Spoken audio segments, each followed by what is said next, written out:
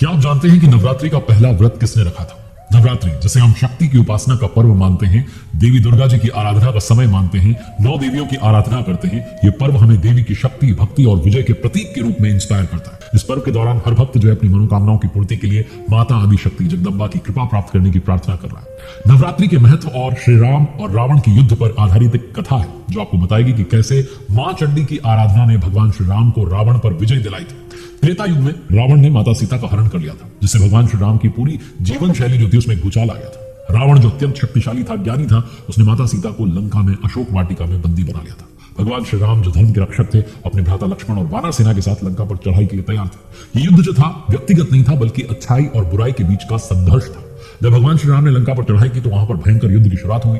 रावण की सेना बहुत बलशाली थी, शक्तिशाली थी और देवी मां स्वयं रावण के पक्ष में लड़ रही थी। इस स्थिति में भगवान श्री राम और उनकी सेना का जो मनोबल था काफी टूट चुका था। सीता जी की याद और रावण की शक्ति ने उनके अंदर शोक और निराशा को भर दिया था मानव रूप में, क्योंकि वो मानव रूप में आए थे। ये जो कठिन क्षण थे, इसमें जामवंत जी जो एक वृद्ध और बुद्धिमान मित्र थे, उन्होंने भगवान श्री राम को प्रेरणा दी। उन्होंने बताया कि आराधना शक्ति ही आपको विजय दिला सकती है। भगवान श्री राम जी के समझ में आया कि उन्हें मां चंडी की पूजा करनी चाहिए, जो उन्हें विजय का आशीर्वाद दे सकती है। इस युद्ध में विजय के लिए भगवान श्री राम को ब्रह्मा जी का भी सुझाव प्राप्त हुआ। उन्होंने राम जी को बताया कि अगर वो माता दुर्गा के चंडी स्वरूप की पूजा करेंगे तो रावण पर विजय प्राप्त कर सकते हैं। भगवान श्री राम ने ब्रह्मा जी की सलाह को मानते हुए पूजा का निर्णय लिया। भगवान श्री राम को पूजा के लिए 108 नील कमल के फूलों की व्यवस्था करनी थी। इस काम को हनुमान जी को सौंपा गया। ये फूल जो थे मां चंडी को अर्पित किए जाने थे, लेकिन रावण जो अपनी बुराई में अडिग था, उसने राम जी की पूजा में बाधा डालने का निश्चय किया।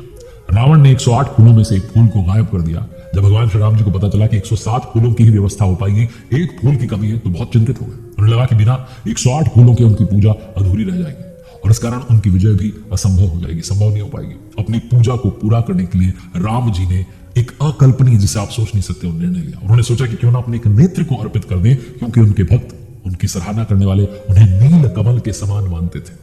जब भगवान श्री राम जी ने 107 फूल अर्पित कर दिए और आखिरी फूल के लिए अपने नेत्र की ओर तीर को उठाया, तभी मां चंडी प्रकट हो गई। उन्होंने दर्शन दिए। उनकी उपस्थिति से राम जी के मन में आशा का संचार हुआ। मां चंडी ने राम जी की भक्ति और त्याग को देखकर उन्हें वरदान दिया कि रावण पर विजय आपकी ही होगी, आप अवश्य विजय पताका जो है लहराएंगे। इस वरदान के बाद भगवान श्री राम जी ने युद्ध में अपनी पूरी शक्ति और धैर्य के साथ में लड़ाई को जारी रखा और अंत में रावण का वध किया और माता सीता को बंधन मुक्त करके लंका से अयोध्या की ओर लौट आए। भगवान श्री राम जी की जो विजय हुई, इसके बाद ही नवरात्रि की पूजा की परंपरा प्रारंभ हुई। कहा जाता है भगवान जी ने 9 दिनों तक उपवास रखा था और माता दुर्गा की आराधना की थी। इसीलिए नवरात्रि के पर्व में 9 दिनों तक व्रत रखने की परंपरा की शुरुआत है। ये जो पर्व है, जो त्योहार है, हमें शक्ति, भक्ति और साहस का संदेश देता है और साथ ही हमें सिखाता है कि किसी भी टफ सिचुएशन का सामना करने के लिए हमें ट्रस्ट बनाए रखना है, आस्था को नहीं छोड़ना है, अपने विश्वास को नहीं छोड़ना है। मां चंडी की कृपा से हम हर बाधा को पार कर सकते हैं, जैसे भगवान जी ने रावण पर विजय प्राप्त की थी जब वो मनुष्य अवतार में आए थे।